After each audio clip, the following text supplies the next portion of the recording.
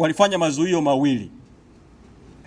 Zuio la kwanza lilizuia shughuli zote za kisiasa za Chadema. Kwa kuzuia shughuli za kisiasa za Chadema, maana yake wamezuia vikao vya katiba, wamezuia mikutano, lakini walizuia vile vile utekelezaji kabisa wa katiba ya Chadema. Kwa nafasi ya mtendaji mkuu niwahimize viongozi wa Chadema maeneo mbalimbali ya nchi kwa kufuata matakwa ya katiba ya chama.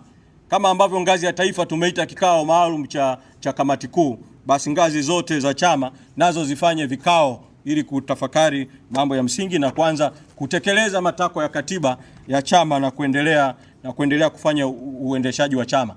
Lakini zuio la pili lilihusu matumizi ya mali na rasilimali za chama. Kwa zuio hili nao limeondoka. Tunaweza kutumia majengo ya chama katika maeneo mbalimbali. Mali za chama zinaweza kutumika kwa mujibu wa katiba ya chama kufanya kazi za kisiasa. Rasilimali za chama zinaweza kutumika. Lakini nitumie fursa hii kuwaomba Watanzania na kuwaomba wanachadema mambo mawili kwa ngazi zote za chama, ukianzia ngazi ya taifa, kuhusu swala la rasilimali. La kwanza ni kuwa tumepita katika kipindi kigumu sana, na kipindi hiki ili kuamka kuanza kazi kwa upana wa nchi na maeneo mengine kinahitaji rasilimali.